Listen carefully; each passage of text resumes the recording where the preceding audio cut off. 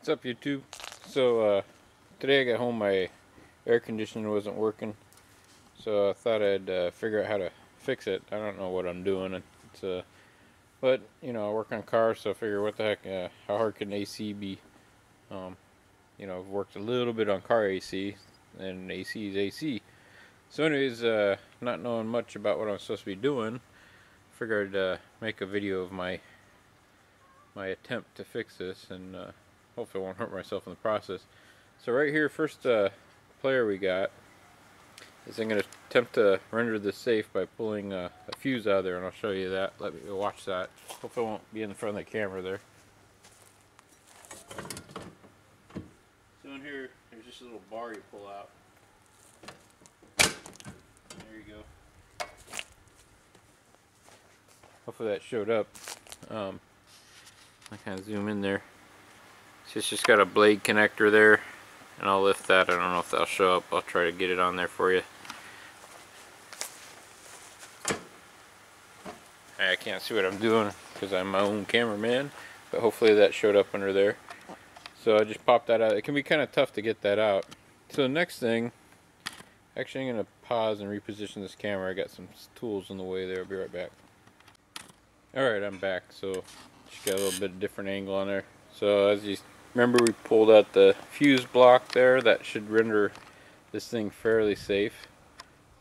Next I'm going to remove this panel right here, and I'll just let you see me take a couple screws out, and then I'm probably going to pause the camera because no need to watch me do all these. I'll take that one out. So I'll just get my rusty trusty drill. And mine is probably different than yours, but I think it's 8mm. We'll find out. Yeah, nope, it's not 8mm. But you got the idea there. Just gonna take my driver and remove those screws. So I'm gonna go find out what size that is, and then I'll take those out, and I'll be right back. So they feel like they're the size of computer screws there. Ironically, if you've ever worked on computers, they got the old school computers, they'll used to use those little screws like that. So I'm just gonna take one out, a different one.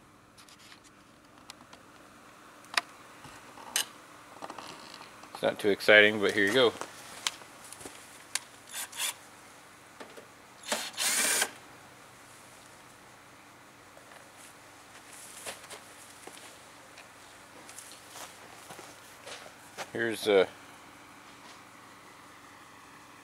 Here's what they look like, those little computer looking screws there, just little short guys. So anyways, I'm just going to go around and take those out until I can get that panel off. So I'll be right back after I get that panel off. Alright, so I took the panel off. There it is right there, and I kind of cheated because see, the wall is too close to the air conditioning, so I couldn't use my power drill. So I just got a crescent wrench and hooked it to the end of that, and there's the screws I got out, and the panel just came right out. See, it's just got grooves in it. There's some kind of instructions there. And what I think the main culprit is here, kind of the symptoms of what's going on, is when I would call for AC, it was kind of making a humming noise, and I came out, and if I tap the fan, see, there's a little piece of vinyl something or other here. It's a flexible plastic. It looks like a, where'd it go there? Looks like a piece of veneer, blind stuff or something. It's just a real limp plastic, but it's stiff a little bit.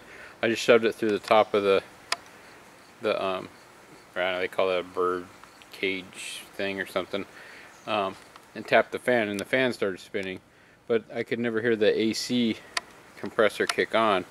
And from my research, ooh, I think I see the problem right now.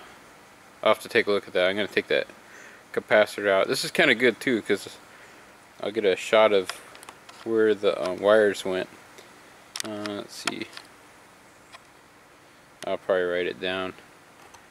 Maybe I'll hand carry it in there because I want to see that. But I don't know if it's supposed to be, when I get in there, it kind of looks bulgy from here, but it's hard to tell. If your capacitor is bulged, that's a sign it's bad.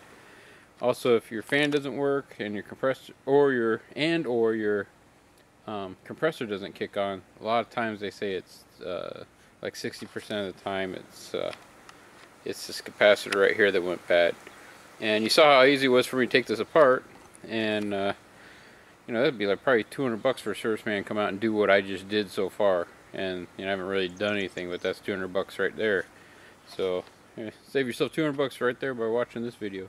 And of course, probably they're just going to switch out that capacitor. So I'm going to get a closer look at what I'm up against. I might get a light because even though the camera looks kind of bright, it's getting kind of dusk out here. So I'll be right back. I'm going to get a little flashlight and look under there. Be right back. Alright people, we're going in freehand, and it's going to be bumpy, but I found the problem, and you can look for this too. I kind of thought that those looked a little funny, but look how, see how that's bulged out? That capacitor is shot. What happens is it shorts out internally. You get a, probably 250 volts there, and it basically shorts out in minor explosion, and it bulges out like that. So the beauty of this is now I know why my air conditioner's not working, and that doesn't look too intimidating. If you work on cars, I got a yellow wire and a red, and I think that other one's supposed to be like purple, but it looks red to me. I was hoping, because I'm kind of lazy, there's supposed to be markings on the bottom of this, and I'm not seeing it. So I gotta see which wire goes where, because I just want to yank that capacitor out and go get another one, but it might not be the same alignment, and I gotta pay attention where those wires go. So I think what I will do is make a mark on here with a Sharpie, and so I'll say, oh, the yellow one went there, and then kind of take it from there. Maybe I'll write yellow. That's what I'll do, is I'll write on this capacitor with a Sharpie and take that off. But so the bulk of this is pretty much done.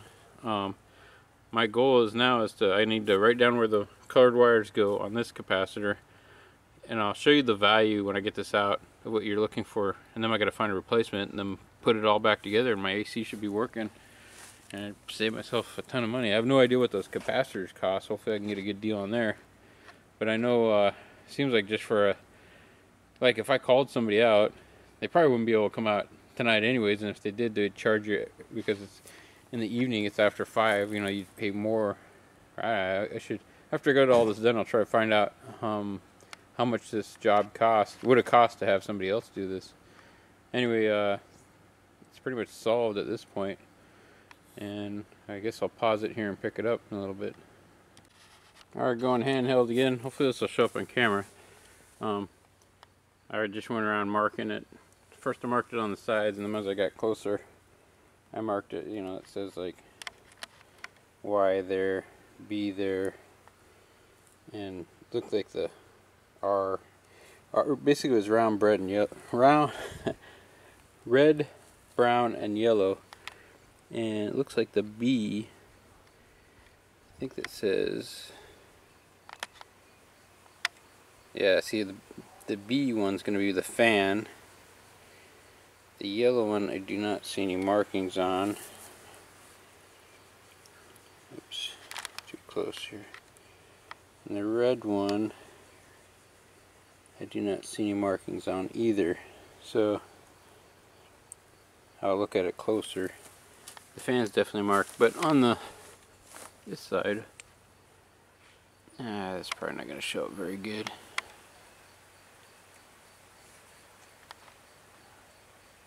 Okay, looking for, I guess that says York or something.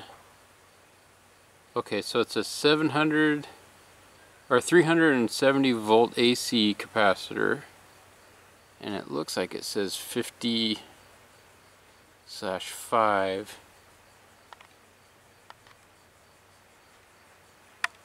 Oops. I think this is 50/5 probably microfarads, and this just might be, oh, 50 to 60 hertz, I think is what that says, which is American standard for, yeah, HZ. So I think we got the mystery as to which capacitor we need. I'll look at it in better lighting.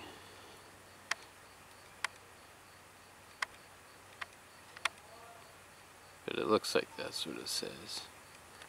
Anyhow, so next I just got to find one of those capacitors and replace that. And what you can see is how bulged it is. This one was an easy spot to tell it was bad there. So anyway, so that's where I'm at. And all I did is I kind of put most of my screws back in. One didn't want to go in. I just kind of hand put them in there so I can put this thing back together. The last one down there didn't want to go in, so I wasn't going to fight with it, so I'm just going to leave it there. So now my goal is to find, it'd be really cool if I could find this capacitor tonight, but I don't know if like Home Depot or something sells something like this or not. Probably have to hunt it down in the morning. Anyhow, that's where I'm at, and I'll keep you posted. Alright, I got my placement part back in, and just want to show you, you can see the difference, especially when you get down by the side there. The new part versus the old part. Hugely bulged here, and you know, it should be flat. The bottom should be, you know, 90 degrees there. The bottom of this is kind of bowed out. So it's pretty easy to spot a bad one compared to the good one. So I already went through and labeled these. This one, my new one's nicer because it's it told more. It had the R said C on it. This just had 2 markings.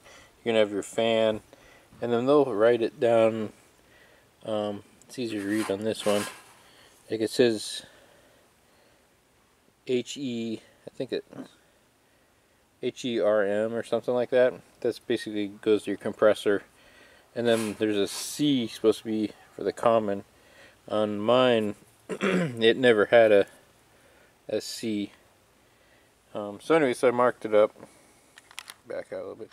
Marked it up, so all I gotta do is put it in right down there, and there's some of my wires. There should be 3 wires in there. I just plug them in, and then we'll get to test it out. So still have my plug out, so I don't have any power going here. And all I gotta do is wire this up and try it out. Alright, I got it wired up. I'm gonna plug this in.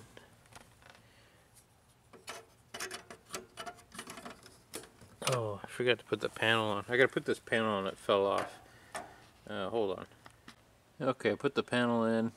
It's a little blurry. Put the panel in, and I don't know why the camera's so blurry. Anyhow, I put the panel in and I plugged the clip thing back in. I put my new compressor, or I'm sorry, my new capacitor in. Also, something I wanted to point out is the voltage on my old one was like 370 or something like that. I can't remember what it was. And the new one's 4 or something, 450, or I'm not even sure what that is.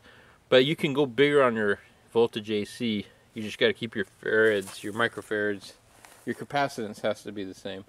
Let me go yell at them to turn on the AC. Hold on. Hey, can you turn on the AC? Yeah. So, here it goes. Let's see if this works. Main thing is my fan was... Oh, there it goes. It sounded like the compressor kicked on, but I'm not 100% sure what it was sounding like. But my fan definitely is working a lot better. It barely would come on. Like I said before, I'd have to kind of hit it with that stick to make it go. So, I'm pretty sure we got... It sounds like the compressor. I can hear it down there, I think. Anyhow, I'm going to call this a success. All I got to do is re-put that panel back on there. I'm going to go in and see if it's cool.